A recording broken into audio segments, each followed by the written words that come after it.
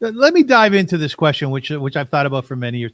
Was Esav, was he Taka evil? Was he an evil person? One of the goals before I came to this podcast was Avrum at the end of this podcast is going to love Esav more than Jacob. How about this one? Whenever I come to a class, I try to come with one or two goals. So when I came to this class and I see it at the class where we discuss issues of the Parsha, I came with this idea. I want Avrum to go back and to say, Take, actually, the great guy was Esav and not Yaakov. And I'll tell you why I say that. Do you think that Yitzchak was like a stupid father, a blind person who did not really see what Esav behaves like? Yeah, yeah. It must be that when the Torah said Yitzchak loved Esav, it must be that there was something to love there. Isn't it? Yeah, run with this. I want to hear this. Because obviously, and that's exactly the big mistake, that's what I talked about before. My teachers in a very young age made Esav like the evil person that you don't even think twice if he was so evil or not. It takes you time to mature and to know life to start judging him differently. But I'm telling you, I know many people in my age that if you ask them about Esav, they will tell you right away he was such a terrible character. But if you read the Torah, honestly, is it like this? Read, for example, I'll give you one example from the Torah itself before we go to East of Eden. Because in East of Eden, indeed, you find, I think it was Kal who said to Aaron, or maybe Charles told Adam, one of them said, I hate you so much, I would kill you.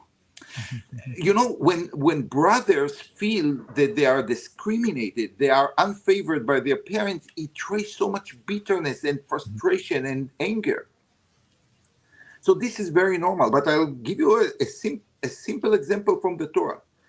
In few weeks, we are going to read about Joseph and his brothers. What did they try to do to him? They wanted to kill him. Okay, the story developed completely differently, but let's freeze on the moment of the brothers and Joseph, and let's say that Judah would not intervene and say, no, we cannot kill him, let's just throw him to the pit. By the way, which was almost the same, because throwing a person to a well, most likely will die there. So brothers are doing it. The entire story of Bereshit is Cain and Abel. What happened there? One brother killed the other one. Mm-hmm. And the anger is so serious and profound that, yes, sometimes one brother will kill the other one. And again, I'm not saying it because I think so, but the Torah describes what happened between Cain and Abel, what happened between Joseph and his brothers. But if we read properly the story, and this you will not find in any of the classic Mefarshim, I think that the story is very, very different. If you have time, I will be more than happy to tell the story from a completely new perspective. Yeah. Are you ready? Do we have enough time? We have lots of time. Okay. So I'll tell you one thing about Yitzchak that is very, very important. Yitzchak is the first Jew in the world that is going to fulfill the blessing to Abraham to have the land of Israel to him and to his descendants. Is that true? Mm-hmm. I will tell you one thing. Everyone was in the Middle East, and this happened until this very day, until this very moment that we read every day in the newspaper. You cannot have your land in the Middle East if you are not ready to protect it. If you are going to trust just the divine promise to be the owner of the land, forget about it. You will not be here because the Middle East, especially the land of Israel, is under constant pressure. It's God, with his wisdom, put it in a place which is like connecting Africa and Europe and India, and the entire trade of the world is going through there. For no question, this is a place that people want to take part in. And if you are not ready to protect it, you have nothing to do in the Middle East. can you just imagine that, like Israel, all the soldiers will put their guns and artillery and the Iron Dome, they would put it, in the back in the hangars and will not use it. What will happen? The day after, all the Jews in Eretz Israel, Chaz v'Shalom, are not going to be alive. And this is not true about 2024. This is true from the moment that Avram got the blessing of the land. It was accompanied with the need to protect it. Now, what do we know about the two brothers who suppose to continue it? And by the way, Yitzchak is the one who is going to dig the wells, and he's the one who is going to settle the Eretz Negev, and he's the one that is going to fulfill, to walk in the steps of his father, and to have the land of Israel, which means someone has to protect it. Who protected it? So he had two sons. One was a yeshiva guy. One was a soldier. Ish tzayid, ish sadeh. What the Torah is telling us, he was a hunter and a man of a field. I'll tell you what does that mean. It means that he went every morning to make patrols around the fields of his father to protect them. He went every day and maybe fought people who tried to take the fields from his father. It exactly happened in the area of Gaza where Yitzchak lived until this very day. So, Avrum, I want you to be honest for a second. Who do you like more? The soldiers of Tal or the yeshiva guys who are sitting and learning? Yeah, the soldiers. Esau was a soldier. Yitzchak was Yaakov was the yeshiva guy. If you read carefully the story, that's the story.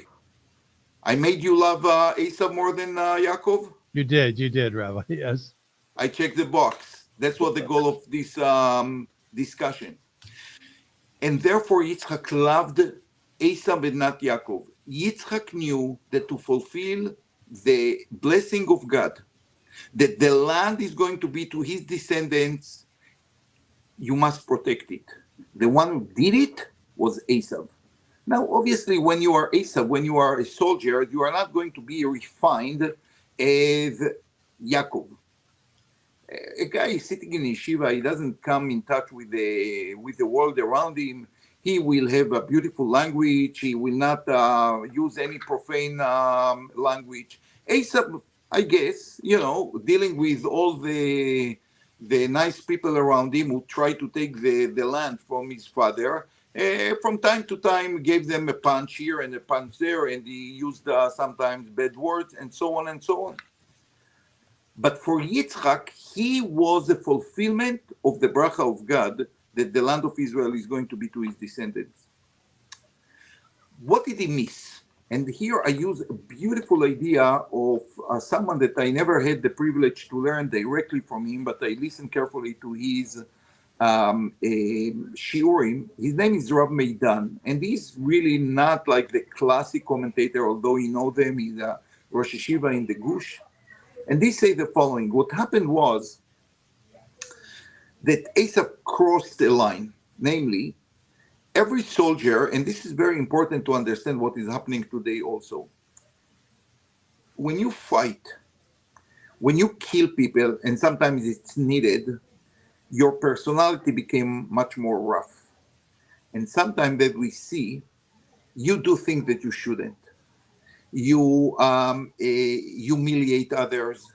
You don't take the value of life as serious as someone who never killed or touched blood. And the fine line from becoming a soldier to become a murderer is very easy to cross.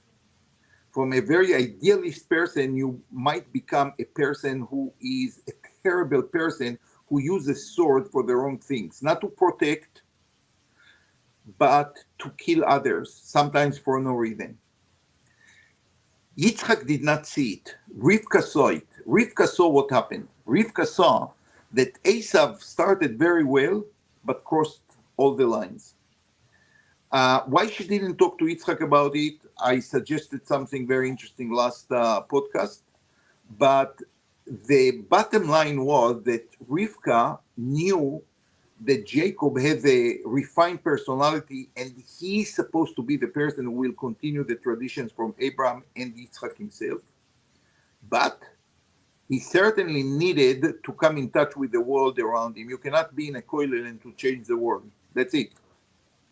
So she told him, I want you to go to my brother. I guess she knew that there he's going to transform to a person who is a fine person, but at the same time, a person who knows something about the world around him.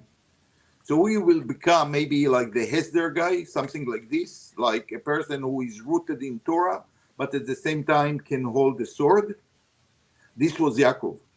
And you see that when we are going to read in 2 weeks that Jacob, upon return to Eretz Israel, fought with the angel.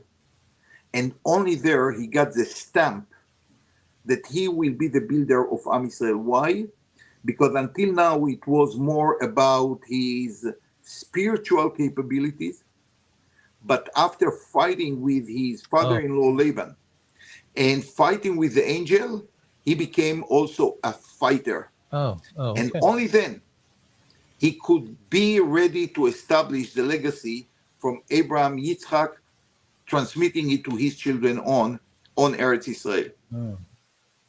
Oh, that's beautiful.